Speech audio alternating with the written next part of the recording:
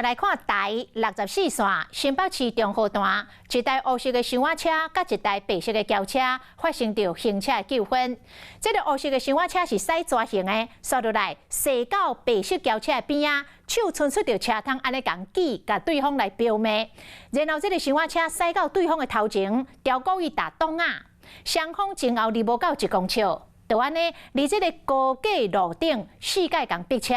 搁害后壁车差一点仔来追撞出车祸，是惊甲叽叽叫。警方已经收到检举，毋若相当会当罚款36000块，嘛恐惊会用强制罪甲移送法办。吵架啊！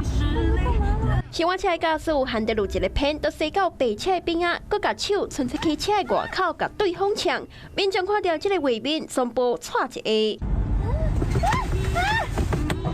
受害车主是一直闪，无要互对方搁甲高高甜，想要到对方也是毋愿煞，打油门搁调故意打洞啊，双方就爆发着行车纠纷，搁害后边民众差一点啊就出车祸。报警处理会比较好，像A、B 车其实对双方都不是很好，对其他用路人有危险，很不成熟的行为，有点幼稚。这种行为的话，也会影响到后面的车辆那些啊，所以我会觉得说，这种的话应该也是要严格去处理啊。事发伫咧第64线新北的中和，小我车的驾驶共逼车逼4摆，双方一路高高甜，特惊会影响到路过的驾驶，民众就摕影片向警方提出检举。共逼车向检索车路黑白切，会依照道路交通管理处罚条例，相当罚3万元，有可能会违反到刑法的强制罪。经检视违规事实尚属明确，将依违反道路交通管理处罚条例依法举发。生活还不够累，还不够苦吗？难道我不会做人会有今天吗？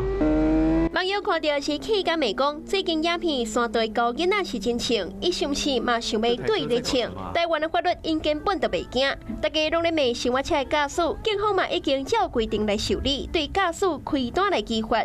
毕竟有啥物话袂当好好讲，就爱去危害到别人的安全嘞。